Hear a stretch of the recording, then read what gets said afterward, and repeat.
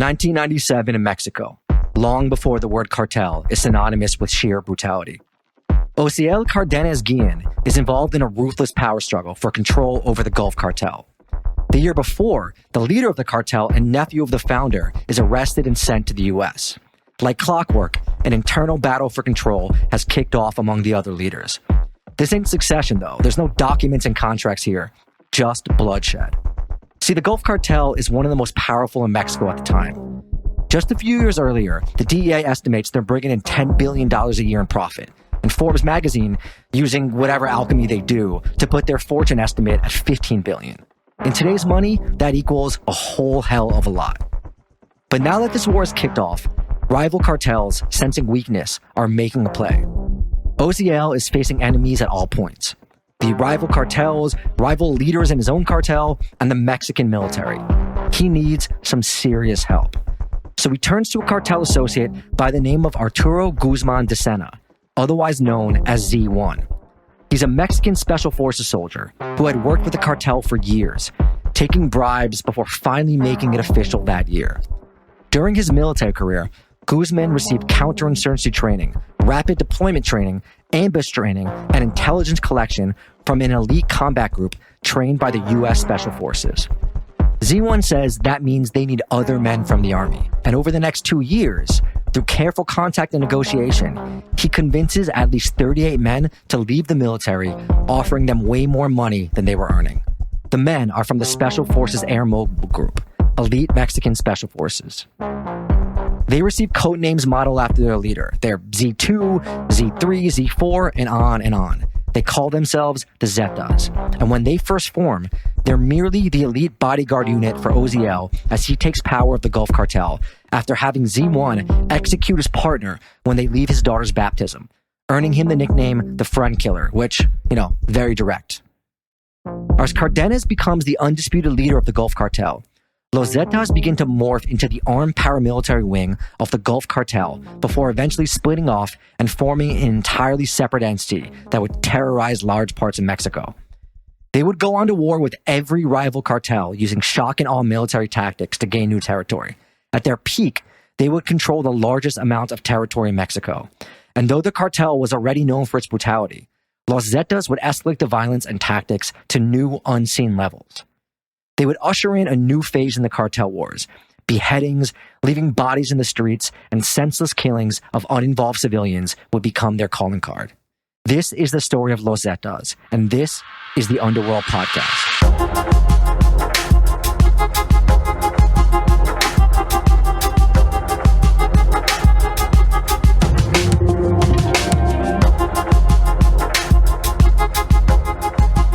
Welcome back to the Underworld Podcast, the radio broadcast program where two journalists who have reported all over the world and are this close to just giving up on all of it trade off telling you, the listener, stories of underground, underworld organized crime from the past, present, and future. I am Danny Gold. I am here with Sean Williams, who people are concerned that I'm too mean to on the pod because I sometimes don't care for his jokes. Yeah, I think we can agree with everyone on social media and the internet has great taste and is correct about absolutely everything. Should we plug the merch a bit in case everyone's after a t-shirt or a mug or a hat?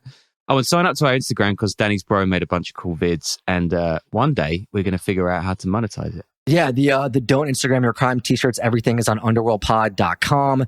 And as always, bonuses, which we do like every week now, are available through paying iTunes or patreon.com/the Underworld Podcast, which I think you can link to Spotify now. We just did one on the assassination that happened in Ecuador, and our audio guy Dale has one going up on the fentanyl bombings in Seattle, which are insane. So yeah, a lot going on up there.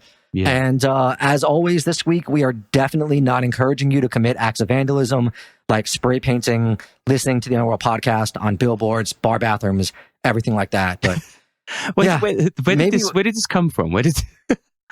I just think we need more promo, and I'm not encouraging anyone to promote us through illegal means, but I think we should probably check with our lawyer on saying that every episode because I don't know. I maybe we're not, whatever. Anyway, moving on.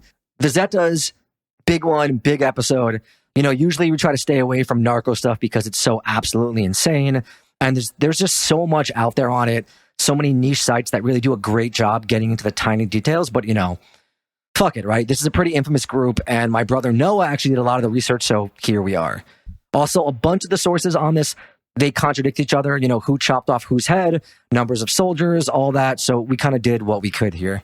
Yeah, I guess you're here for the storytelling as well, right? We don't need to know exactly how many people have been decapitated by exactly which cartel. I guess there are other places you can go for that. Yeah, I mean, we try, but like I said, there's a mixture of sources with that sort of stuff. So to talk Zetas, you got to start with the founder of the group, who is Z1, who we mentioned in the cold open, Arturo Guzman de Sena. Again, I'll probably mispronounce a lot of the Spanish names here, but it is what it is. Most of the reporting on Guzman comes from Owen Grillo, El Narco, who you should all know. We've had him on the show a ton, and the book is fantastic. I can't recommend it enough. Yeah, we should be getting him again to talk about some of those new routes back, like for coke around South America too, like the Ecuador stuff, because it's really changing right now. I didn't really realize until I spoke to Dan Collins, who we're going to have on bonus in a bit. But yeah, there's some pretty seismic stuff going on around that way. Yeah, so quick backstory on the Gulf Cartel. It started by Juan Nepomuceno Guerra Cardenas, aka Don Juan, which, dope nickname, but he actually starts his criminal enterprise by smuggling whiskey over the border during Prohibition. And then that grows into another contraband stuff like weed. Of course, as Prohibition was repealed, and sometime in the 70s or 80s, it's unclear, but he hands over leadership to his nephew, Juan Garcia Abrijo. Abrijo is the one who pushes the organization into cocaine smuggling, cutting a profitable partnership with the Cali cartel. So weed actually is a gateway drug then, but only if you're a narco. Yeah, only for cartels and others. Anyway, the nephew, he gets arrested in 1996, like I said in the cold open, and the Gulf Cartel, which had been controlled by only two people for close to 60 years, is up for grabs.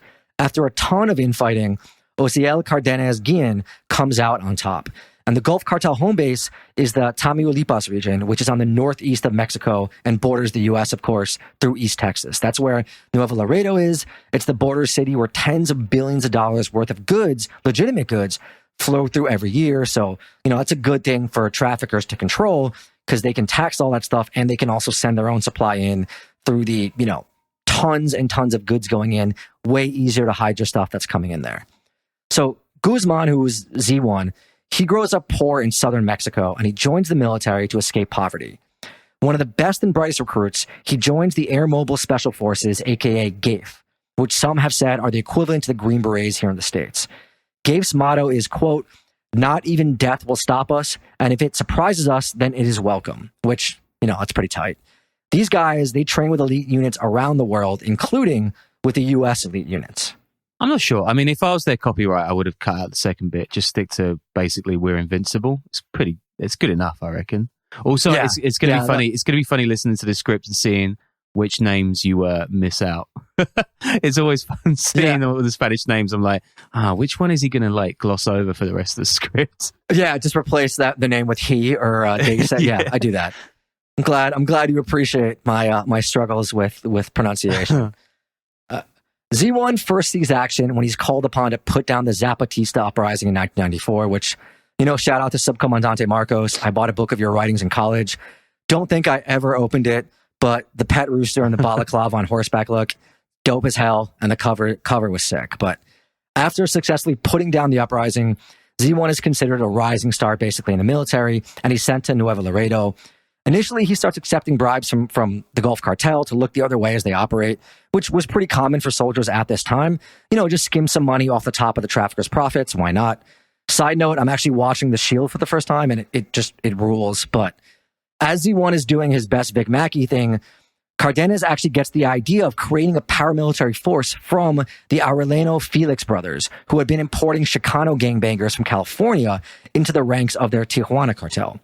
Cardenas wants to take it one step further, just skip the gangbangers who usually, can't shoot for shit, and why not one-up them and get a bunch of special forces soldiers?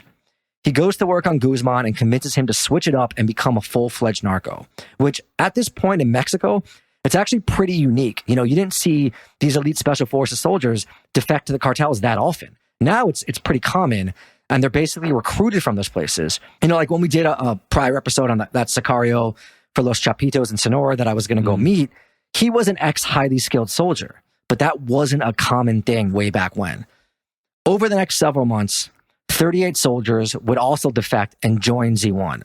I think this is actually fictionalized a bit in the show 000, which, interestingly enough, accused plagiarist Robert Saviano maybe fictionalized some of his nonfiction book that it's based on as well, or allegedly stole it, but I can't remember exactly what what everything was. Wait, plagiarist and fantasist Roberto Saviano? I need to know a bit more about that. I thought he was revered. I don't really know a lot about him, but like 000 is pretty like isn't it a pretty like solid depiction of the Zetas, or maybe not? Yeah. I don't know. Yeah. I mean, Gomorrah is like a pretty revered book, but there's like serious accusations about plagiarism and him poaching other people's work and fictionalizing stuff in 000. Right. I think Michael Moynihan, who I know, who's like one of the premier guys who exposes plagiarism, had a big article on it years ago. I can't remember the specifics, but wasn't pretty, I should say. I did, when I knew that we were going to be doing this one, I did like what every, I guess, man does on the internet and just typed in all deaths 000 on YouTube. And I think I've got PTSD now. It's pretty nuts. I'm sure the rest of this script is going to be a cakewalk, right? Yeah, it's easy. But Cardenas, he doesn't get to reap the benefits of his little army boys for too long. His downfall starts in November of 1999 when 2 DEA agents are with an informant in the Gulf Cartel territory. The agents are boxed in by 8 cars and 15 armed men, including several Zetas. Cardenas emerges. He demands the agents hand over the informant. And then the DEA agents refuse. And this apparently leads to like a multi-hour standoff, which, sounds completely insane. The agents plead with Cardenas and tell him if he kills the agents, he'll be done for. And they remind him of what happened with the Guadalajara cartel after killing Kiki Camarena. And eventually, they're able to leave with Cardenas shouting to them on their way out, "You gringos, this is my territory. You can't control it, so get the hell out of here." Shortly after, Cardenas goes straight to the top of the DEA most wanted list. And until then, narcos who the Mexican government actually wanted arrested, they would usually negotiate and surrender or try to stay hidden. They weren't like out there fighting like insurgents do. But Cardenas says, fuck that. He's not going down without a fight. He goes full narco-insurgent. His paramilitary force, the Zetas, they recruit more soldiers and some police and gangsters to fill out their ranks. Now we start seeing pitched battles between the Zetas and the army happening on the streets all over. And the army, they get rattled by the fierce resistance. They're not used to it, and they send reinforcements, and they go with the shoot first, ask questions later strategy. So gloves off. In November of 2002, soldiers storm a restaurant where Z1 and the founder of the Zetas, he's eating. They go in there with guns blazing. 50 shots apparently hit him. He has zero chance to even return fire before he's killed. And then in March 2003, soldiers track Cardenas to a safe house, but he's ready at that point. The army troops, they have a spirited gun battle with the Zetas protecting Cardenas with thousands of rounds, grenades. Eventually, they're able to grab him, but long gone are the days of a narco going peacefully. The Zetas, they usher in a new era, not for the first time. After Z1 is gone, who takes over? That's right, it's Z2. Sean, he probably thought it was Z12. Idiot. Anyway, he's captured a year later, and then who takes over? That's right, Z3. 12? His name is Heriberto Lazcano, but they call him the Executioner. And, he's going to set the tone for the Zetas. I'm sure you can imagine why. Like the previous 2 Zeta heads, he was a member of Mexico's Special Forces. Under his leadership, they recruit even more soldiers and ex-police officers. They also bring in ex-troops from Guatemala who are known as, Sean, what's the word? You pronounce it for me. You know who I'm talking about. Caibiles. Yeah. I mean, those guys have quite the reputation. They're elite special forces unit of the Guatemalan army. They're just reviled all over as killing machines and just have a crazy reputation for human rights violations of all kinds. Yeah, those guys are, they're as close to evil as you're going to get. I heard a lot about them in Belize last year, actually. The gangs in Belize City get all their weapons from these old guys from the Civil War across the border. And they're the same guys who actually carried out a Holocaust of indigenous people in Guatemala, like before the war, during the dirty war in that country. And that was all with the backing of the US, of course, because Cold War and stuff. Yeah, I think they still get, like that guy, the Sinaloan guy, still had like Guatemalans he was showing me like in his ranks. So I think, they're still up a lot and stuff. Yeah, these guys are around. They have quite the reputation. So Z3, he gets them. He also sets up training camps of 15 to 8-year-olds to learn military tactics and just create even more psychos. He's really big on military culture. He gives everyone ranks like lieutenant and commander, that type of stuff. And you already know that with a nickname like the Executioner, guy's a real piece of work. This is from a Wall Street Journal article in 2012. Quote, Mr. Lascano, I like how they called him Mr. Lascano, became known for a punishment called La Paleta, or the lollipop, in which victims would be stripped naked and beaten repeatedly with a board until nearly dead. Hell. And this is kind of where you see the violence in the cartel world get taken to a whole nother level. He would also decapitate victims and put them in acid baths. He owned a ranch with lions and tigers and would have them eat his victims. One time, he apparently tied a guy to a tree, beat the crap out of him, broke his legs, and then just left him there for a few days until he died. He would dump his victims or their children in barrels of burning oil, boiling oil. Yeah, I mean, that's literally something the Nazis did in Eastern Europe. There's a grandfather of one of my best friends. They experienced it in Poland firsthand. He reportedly cut the hearts out of some of his victims. Okay. Finally, one witness said he would literally starve captured rival drug lords to death because he, quote, liked the process of watching the victims starve to death. I mean, just a real nasty piece of work. You kind of got to wonder, like, how people like this come to be. But during this time, the Zetas... Take a moment. Yeah. Yeah, take a deep breath here. I might just, like, sip my tea while we all take that in. At this moment, the Zetas, they're rising up the ranks of powerful cartels, and with those sort of tactics, they're making enemies. After Cardenas is captured and Z1 killed, the Sinaloa Cartel, which by this time has been on a hot streak of beating their rivals and controlling much of the border, they now want the Gulf Cartel's piece. They sense some weakness. So they hold like a narco summit of sorts. El Chapo, Arturo Beltran Leyva are there among other top Sinaloa figures. They decide that they're going to take over Gulf Cartel territory, and this all kicks off sometime in 2004 when the Sinaloans start trying to tax every local drug dealer and smuggler in Nuevo Laredo. Now, some of the Sinaloan recruits are gangbangers from places like El Salvador and Honduras, people with a fearsome reputation, and they're going to go to war against Los Zetas, but as imposing as gangbangers are, they don't stand a chance against Special Forces soldiers and the recruits that the Zetas have trained. One story goes that 5 bodies of these guys, they're dumped in a Sinaloan safe house with a message written as narcos do, quote, Chapo Guzman and Beltran Leyva, send more pendejos like this for us to kill, end quote. And the violence spirals to a point where Mexican President Vicente Fox sends in hundreds of troops. They round up some Zeta hitmen and they send them to jail, but when Z3 learned that prison guards weren't allowing luxuries to be smuggled into the prison, he kidnaps 6 guards and leaves them in a Ford Explorer outside the prison. Each one had been blindfolded, handcuffed, and shot in the head. And this again was relatively new in the drug war, where at this point, the cartels mostly just paid off police and military, right? And Los Zetas, of course, they have a different approach, which is terrorizing the authorities. Yeah, I mean, this is basically the darkest shit in the entire world, like the absolute worst. I can kind of see why you get those like super hawkish people saying, why don't we just bomb these guys? They're basically terrorists. And they are terrorists, right? I mean, this is way beyond anything before. Yeah, I mean, for sure. And it's kind of like the Zetas were instrumental in getting the cartel assassination world, cartel murder, cartel terrorism world to where it is right now. They were the ones who like kept pushing the envelope, as I am detailing here right now. So a government official who was speaking out against the violence is named the city police chief. And within 6 hours, he's gunned down. The Zetas start assassinating police officers all over the town. It gets so bad that federal and city police officers, they just start shooting at each other because they have no idea who's on whose side and who's on the take.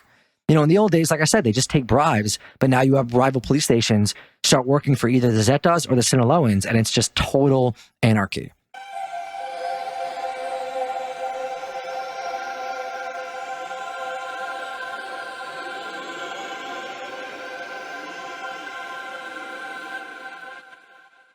By the fall of 2005, violence starts to spread to other parts of Mexico. With the turf war going on in Nuevo Laredo, the Zetas are on the defensive, protecting their own turf. So Z3 decides that the best defense is a strong offense, and he's going to go after Sinaloa territory across the country.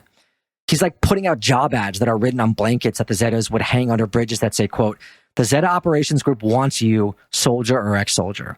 Another one said, quote, join the ranks of the Gulf Cartel. We offer benefits, life insurance, a house for your family and children. Stop living in the slums and riding the bus. A new car or truck, your choice, which, is actually a pretty good pitch. better than most journalism jobs. And they're, there's no surprise that with their new reputation as being the kind of scariest, baddest cartel in Mexico, they're able to quickly recruit thousands of young men into their ranks and former officers. And this is where the Guatemalan mercenaries are mentioned above enter the picture. Those commandos who tore through rebel villages during the country's brutal civil war and were responsible for killing many thousands of rebels and their children and civilians. To quote Grillo, the hardened... Say it again, John. Caibiles. The hardened Caibiles made made Mexican special forces look like Boy Scouts with their motto, "If I retreat, kill me." They were trained to cut bullets out of their own bodies in combat. Yeah. I mean, that's better copywriting, to be honest. But they were inducted into the battalion by killing their own like dogs and drinking their blood. And they're still, like we said, like they're still out there today. I think they're serving as UN peacekeepers. They were in Central Africa a while ago. When I saw this, I read this like really cool tablet magazine feature from last year called Bienvenidos al Infierno. And it's like, it's really, really good. It's like a first-hand account of experiencing these guys. It's pretty dark, as you might imagine, but we'll throw it on the reading list for the Patreon subscribers. I'm thinking now, like maybe we should do a whole episode on them. Yeah, maybe we should actually, because these guys are insane. Yeah. So this is when numerous massacres and violence erupts all over Mexico. April 2006, 2 heads of Acapulco policemen are dropped off by City Hall after a firefight where several Zetas were injured. If you guys want to read more or listen more about Acapulco, I did an episode on Acapulco's like descent into madness and violence. Maybe a year ago, 2 years ago, I'd spent some time there reporting on cartels. But it's actually, I just now thinking about it, this is how many bonus shows we've done. But I did a show right back when we started with a Guatemalan guy who had survived the Caibiles, I think, and he had been like kidnapped by them. But that just goes to show you how many of these shows we've done. Just a wealth of material waiting for you all to listen to it. Back catalog. Waiting for advertisers to jump on the train, waiting for producers to pay us money for the IP. It's all just ready and waiting for all of that. Anyway, this again, the heads being cut off, that's something new in the cartel world at the time. And observers point to either the influence of the Guatemalan soldiers, where head chopping off was like a common practice to scare people, or the rise of the Al-Qaeda decapitation videos, which are really having their moment at the time. In a famous incident, La Familia gang, who had started to work with Los Zetas, rolled 5 human heads on a nightclub floor, just terrifying the people who were in there. This is like during waking hours, like they're partying. Like imagine you're in a nightclub, having an incredible just trip. You're on, I don't even know what they do in Mexico, Molly, ketamine, who knows? And just a bunch of heads roll out onto the dance floor. Yeah. That's not nice. Sean, are you remembering your Berlin days right now? Yeah, this happened all the time. You ever have any heads ever roll out on the dance floor when you were in your Berghain days? Yeah, I mean, unless that's a euphemism for some of the shit I saw at Berghain, then no. By the end of 2006, there were dozens of decapitations.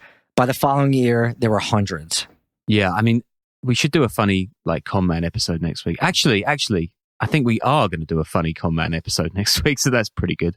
Also, we're applying, like Rose and I are applying to go to Mexico on posting, and this is making me wonder a tiny bit whether this is still going on. But who knows? Might have to rework some of the back catalog if you're going to be based in Mexico for a while. Yeah. We'll see what happens. Yeah. So the style of Zetas, the way they operate, again, they're more like a paramilitary group than what the previous cartels had acted like. In response to this, the rival cartels, obviously, they start forming their own groups of lunatics to do the same thing. The bodies start piling up across Mexico as violence rages across half a dozen states. Both sides chop off heads. They make the videos of people being tortured, blah, blah, blah. We already talked about the torture aspect enough. We don't have to go into that in more details. Shockingly, in August 2007, the Zetas Gulf Cartel, they reach a ceasefire with the Sinaloa Cartel. And while the ceasefire has been confirmed by a DEA agent and multiple Mexican officials, including the Attorney General, we turn to an old friend who, after being captured, told of what happened in a video confession for the authorities. And that is La Barbie, who, again, we did an episode on him, the American-born cartel boss. Actually, I think he's in the Acapulco episode a lot. Yeah, he's a pretty insane character. Yeah. According to La Barbie, there's a narco peace summit in the city of Monterrey where the two cartels decide on a redrawn map of who gets what territory. The Gulf Cartel / Zetas, they keep Nuevo Laredo and some other areas of their territory. Sinaloa keeps Acapulco and their other territories, but they also gain the Monterrey suburb of San Pedro Garza, the richest suburb in all of Mexico. Arturo Beltran Leyva, he's made the Sinaloa appointment to keep peace with Los Zetas. So as 2007 is drawing to a close, the violence in Mexico is starting to actually tick down, but that, of course, doesn't last for long. You can't keep these guys from trying to murder everyone. They love murdering and expanding. So they're definitely not on, sort of zen, be happy with what you have type of deal. Hey, you move fast and you break things, right? Right. They're just what's the word? They're disruptors. They're like they're the real disruptors when it comes to any industry. To have a sit down with these fellas. Fucking hell. Yeah, I would pay to have that happen. In 2008, the violence ramps up to near unprecedented levels. Remember, this is just right after a peace treaty, but that's how it works. The Sinaloans, who are led at that point by the infamous El Chapo and El Mayo, they decide they're going to go to war on multiple fronts against the Tijuana cartel, the Juarez cartel, all the big names. And Chapo does a secret deal with the Mexican government to free the now leaders of Los Chapitos and his son, Ivan, from jail. I think we actually talked about that in the Acapulco episode as well. But to do so, to make this deal, he gives up an ally, the head of the Beltran Leyva organization, Alfredo, and the other brothers. They kind of catch on to this really quickly, and they are less than pleased. So they decide to go to war against Sinaloa. So Mexico at this point is just a bloodbath. But Sinaloa does end up winning all those wars. Meanwhile, in the northeast of the country, East Texas, that border area where the Gulf Cartel and Zetas hold control, it's actually relatively peaceful, all things considered. So they start expanding again as all the other key cartels are warring with each other, and the army and the police, and it's just a free-for-all. The Zetas recruit thousands more. They start forming up cells in lots of towns and villages. Now they're getting into extortion, robbing, killing, and just terrorizing people all over. There's an interesting research paper from the Brookings Institute, which goes into detail on how cartels extort people. It mostly focuses on Sinaloa and Jalisco cartels, but occasionally references the Zetas. And it describes the Sinaloa cartel as pretty professional when it comes to extorting people. It has dudes dressed in suits. They're coming in, they're taking their money payments, and even sometimes helping the businesses out with keeping away local crime and stuff like that, so the businesses can keep running and make more money. The usual sort of mafia tactics we don't think of the cartels as doing.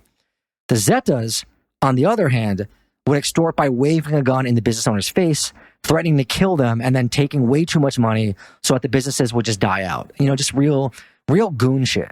And also, not only did they not dissuade local crimes like stealing, they also participated in them. So it's not a very good way to conduct your affairs, even as a criminal organization.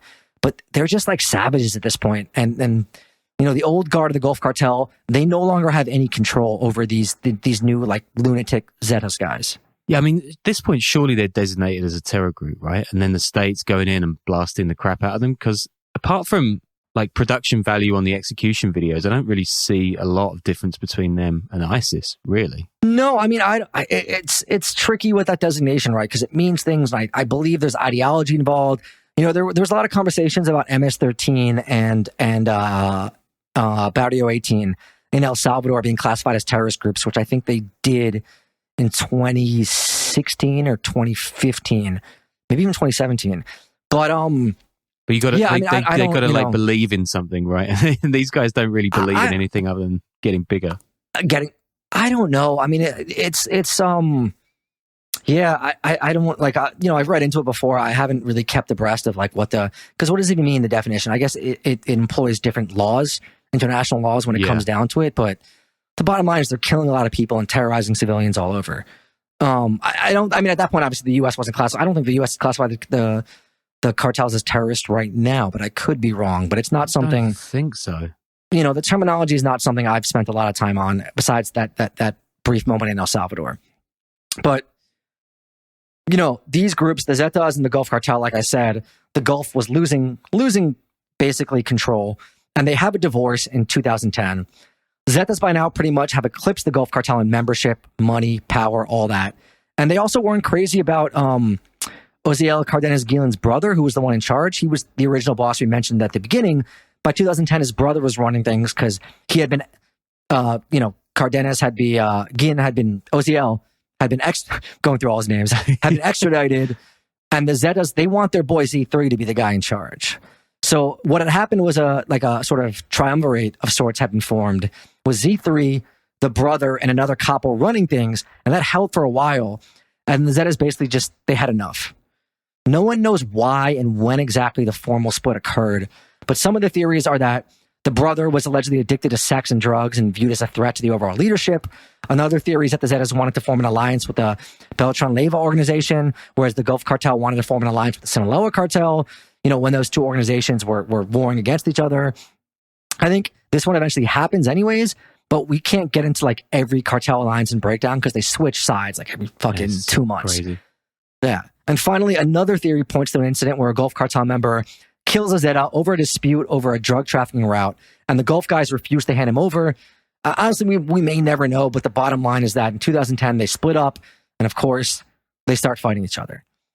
And at this point, without the Gulf elders who had just attempted to hold the Zetas back, things really go off the rails. Wait, they were on the rails?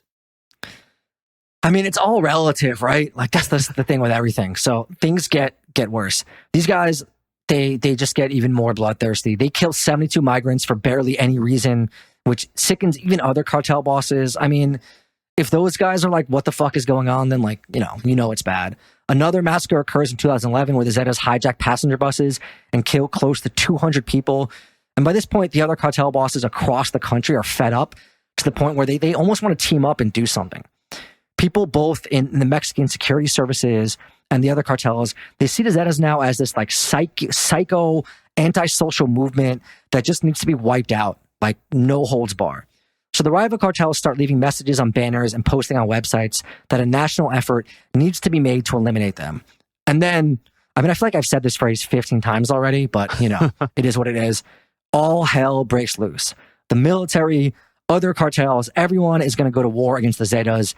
We're talking 6-hour shootouts in the streets, 15,000 cartel murders in 2010. During the previous height of the Zeta-Sinaloa feud, there was like 1,500 to 2,500 a year.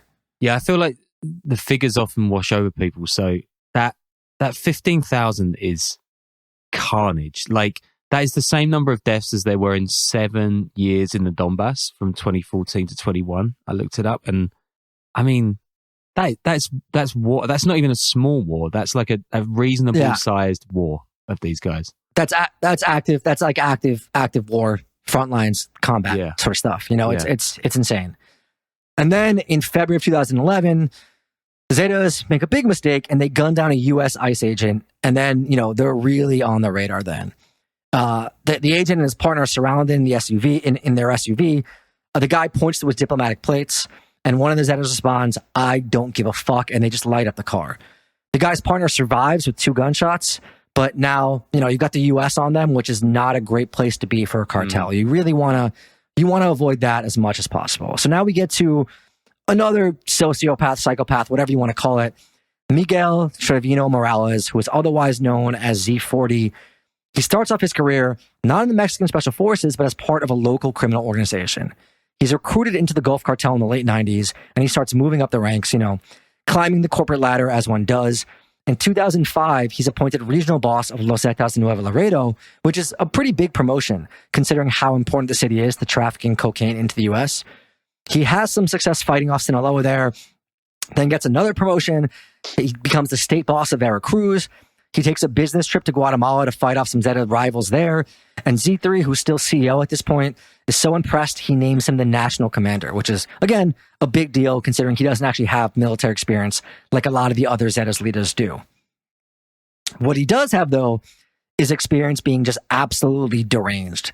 His go-to torture method is when his victims will be dumped into oil barrels, doused with gasoline or diesel fuel, and burned alive. Remember those 2 massacres we referenced earlier? The one of 72 people and the other one that was like 200? The Zeta responsible for that and who orchestrated that is Z40. Attempting to one-up his boss, Z3, who would not only cut out his victims' hearts, but also eat them, allegedly. Sometimes I have trouble believing these sort of like completely insane stories, but I feel like with the cartel guys, there's more truth than fiction in these stories. So, a lot of times you research, you report on these sort of figures, you hear exaggerated shit about how deviant they are, how they're psychopaths. But I mean, you see that in war too, right? But sometimes it's true. People really do this sort of like sick and twisted shit. And this is likely one of those cases. Yeah, I'm wondering how much worse it can be when you next say that all hell breaks loose. Maybe, I don't know, like they're going to start eating the babies, perhaps. I really don't know where we can go. I mean, we're getting close to the end here, so I don't think hell is going to break loose again, but we'll see. So Z40 is also the guy who officially starts the war with the Gulf Cartel, according to one of those theories. Remember how I said one was that Zeta was killed over a drug route, a dispute with a Gulf Cartel member. The Zeta who was killed happened to be a good friend of Morales. So when the Gulf Cartel refuses to hand over the shooter, Morales kidnaps and kills 16 Gulf Cartel members in January of 2010, sets off the war with the Gulf Cartel.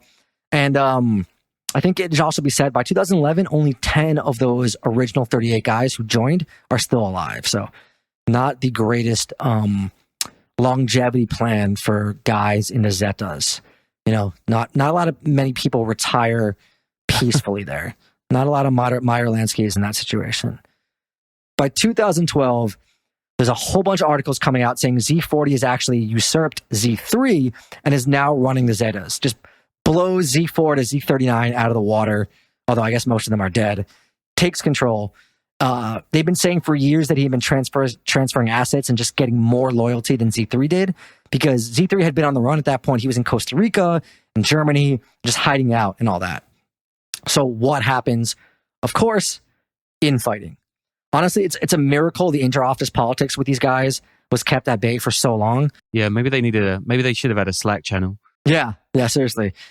It kicks off in 2011 when a top-ranking Zeta is arrested, and Morales accuses members of betraying him. Following that, presumably someone in Z3's camp releases a Narco Corrido music video on YouTube portraying Morales, Z40, as the new Judas, and accuses him of setting up the arrests and deaths of other commanders within the criminal organization and being disloyal to Z3. Yeah, that is a pretty ballsy diss track. I mean, I would like to see Chief Keef trying to knock down Mexican narcos in his tunes. It is amazing, like the Narco Corridos, because it's like dudes with accordions who just record like the hardest shit imaginable. Just like harder than any drill, any gangster rap thing about murdering people you've ever heard.